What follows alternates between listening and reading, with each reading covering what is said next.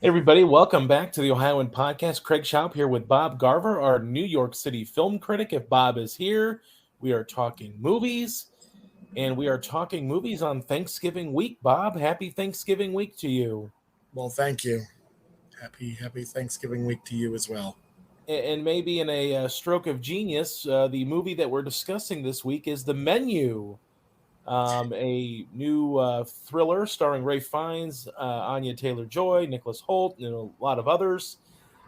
Is the menu a serving up a nice dish on Thanksgiving week, Bob? Should people go out and see this movie?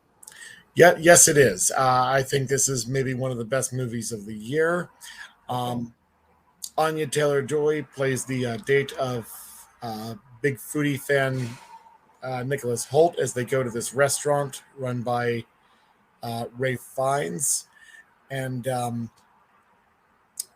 he Ray Fiennes serves up a lot of food that is either inedible or barely edible. Um, And as if that weren't bad enough, he's planning to kill everybody. Okay. So Uh, not the the holiday cheer in this one, huh? Yeah, all the eccentricities and the mind games in this movie just make it a blast. Um, this I know it's got an uphill battle to find an audience because it's opening the same weekend it's opening the weekend after Black Panther: Wakanda Forever. But it really is one of the most fun movies of the year. Okay. As long as you like your humor dark and twisted. Sure. Now, is this a case, with Ray Fiennes' character? Is this a case where maybe he's just fed up, or is this kind of what his restaurant is, where he just lures you in and Well, he's gets he's at it? he's fed up. He's fed up because he definitely doesn't do this stuff regularly. Okay. But yeah, he's fed up with I guess working for other people. Even though he has nothing personal against Anya Taylor Joy's character, and the fact maybe his one imperfection is that he can't quite figure her out. Okay. Obviously, good things to say about this, and maybe one of the best movies of the year for you. Do you think this kind of finds, you know, even another audience with the Oscars? I mean, the Oscar voters. Do you think anything maybe stands out here, whether it's performances, the screenplay? Does anything maybe stand out that could find its way to award season?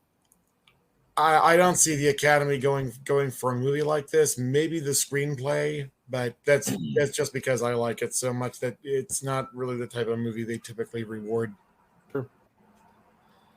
You know, was this a movie that kind of surprised you? I mean, obviously the cast is fairly well known and very good and talented, but a lot of people maybe not really expecting what this movie is. I think some people might have thought this was sort of Ray Fiennes playing a Gordon Ramsay type character and maybe a more dramatic, you know, sort of whiplash type movie where he's just this harsh guy. But now that you've seen it, I mean, did it surprise you how much you liked it? Did it surprise you what it was about? I mean, did you know about it going into it?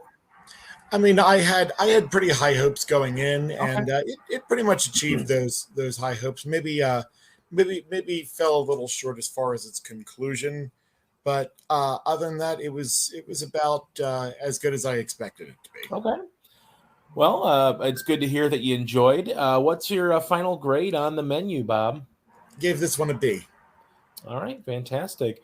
Obviously this week a little bit lighter release schedule as we get now into the holiday weeks with a few more movies to release. So uh, it's been a while, Bob, but we're gonna do a list of our top five. I guess you would call it maybe our favorite foods in movies or food scenes or dishes that have been served in movies. So Yeah, um, some of these are individual foods. Some of these are meals. Some of these are maybe more so spreads than meals. okay, that's fine. Did you want to go first, or would you like me to kick things off this week? Do you, can I? Do you want to go first? I can go first. Yeah, hopefully, hopefully my list's impressed. I'm going to go from 5 to 1 here. Hmm. The first one I think is actually the movie is centered around this entire meal, which is Harold and Kumar go to White Castle and they spend an entire movie on a quest to fill their stomachs after a night of pot smoking and fun. It's a very fun movie. It's whimsical. It serves as a nice springboard for White Castle to get some advertising for free. And I just think that watching them finally reach their quest and get to White Castle was such fun. And you also kind of rooted for them to eat what many people probably would not eat, but it was just fun to watch them reach their quest and just devour a gigantic portion of White Castle at the end of that film. So a lot of fun there. My next one is Lady and the Tramp spaghetti scene, a very That's a good one. iconic, a very iconic scene in the film industry, 1955. Probably something that even if you've never seen the movie, you probably know about that scene. Nuzzling the meatball over, sharing the spaghetti string. It's been, you know, mimicked countless times by movies and TV and people probably on dates, I would imagine, especially after the movie premiered. So for me, Lady and the Tramp Spaghetti ranks in there at number 4. At number 3, I have one of my favorite holiday movies and Christmas movies, A Christmas Story. And in this case, the Chinese turkey at the end, where they were served duck after the Bumpus's dogs ate all the turkey of the Parker family. So they go to the Chinese restaurant, the only place that was open on Christmas, and had a feast of Chinese turkey, which was, of course, duck, and it had the head on it still. And the family was a little shocked, I guess, by that. And of course, they chop the head off, a very fun and iconic scene, and they cheer and decide to devour their Chinese meal for Christmas. So, Christmas Story Chinese Turkey comes in at number 3. At number 2, I have Ratatouille, the famed dish that was served to the food critic Anton Ego at the end of the movie Ratatouille. So an animated feature again on my list. Just an iconic scene where they're trying to impress this harsh food critic that comes in, and he's served a dish that's not commonly served. You wouldn't commonly serve it to a food critic, perhaps, and the rat Remy decides to whip up Ratatouille, and it's a gorgeous looking dish. And of course, it takes Anton Ego's character back to his childhood, where he sort of remembers his mom and her cooking, and just his love, and maybe how his love of food came to be. So Ratatouille makes my list at number 2. And number 1, probably not a huge surprise when I say it, but as I've said before, Pulp Fiction is my favorite movie of all time. And I had to put in the Jack Rabbit Slim's dinner scene and the $5 shake between Uma Thurman, Mia, and Vincent, with John Travolta discussing the finer points of a $5 milkshake at Jack Rabbit Slim's. Of course, Jules has been in and out of prison. He was in Amsterdam, so probably didn't realize you could pay $5 for a milkshake. But Mia decides to order the $5 shake at Jack Rabbit Slim's. And then, of course, we have one of the most iconic moments in movie history with their dance. After that, in the, I guess you would say the era themed diner with all the cool, gadgets, the car seats, and all that kind of fun stuff. So that is my list, Bob. What do you think? I think it's a very good list. There's going to be about one and a half overlaps Okay. with Yeah. our lists. All right. Well, let's Um, hear yours. okay, let's see here. At number 5, I have James and the Giant Peach. The peach Okay. itself, um, the human James and all the insect inhabitants of the peach do an excellent job of putting over how delicious the peach is. They say they prefer it over all of their favorite foods, and they find all sorts of fun, delicious looking things to do with the peach. Um, I don't like peaches. Didn't like it before the movie. Didn't like it after the movie, but the movie did a very good job of putting over peaches Hmm. as a delicious, desirable food. which is actually a really good trick that a movie could do Yeah, to make you want a food that you don't like. So I respect you absolutely. for that. Um, at number four, I have The Chocolate Room from Willy Wonka and the Chocolate Mm, Factory. And yeah, looking at this list, just now realized um, Roald Dahl made the list twice. So good for Roald Dahl there. But yeah, I mean, what kid doesn't see this movie and instantly want to live in this factory, especially in the chocolate room? mhm, There's gummies everywhere. There's edible frosting on mushrooms, and of course the chocolate river that mhm. is so irresistible to Augustus Gloop that he doesn't exactly do him in, but he is eliminated from the factory over it, just because he can't help from overindulging in it, like many children might in his position. Sure. But yeah, Willy Wonka and the Chocolate Factory, number four. Um, at number three, um, I sold this list to you when we talked about this list. I said that the sauce Clemenza makes in The Godfather would be an example of something that could count on this list, Sure. and that is obviously still true. But I thought of another mob movie with uh, with excellent food that counts even more, and that's why my number three choice is the meal from Goodfellas that the Yeah. mobsters have in prison. Um, Sauce, um, lobsters, meat, steak, and especially garlic that is cut so thin that it melts in oil. I could, I would really like to see that put on some bread and eat garlic bread that way, Mm, because that looks like a really tasty meal. Um, when I said one and a half overlaps, this is what I was talking about with the half. Pulp Fiction, at number two, Pulp Fiction, but the Big Kahuna Burger. oh, yes, of Yes, course. the big Kahuna Burger. Yeah. It came right after the scene where John Travolta and Samuel L. Jackson discuss the Royale with cheese. Yeah. And Yeah. even though this isn't a burger from McDonald's, um, still a very tasty burger.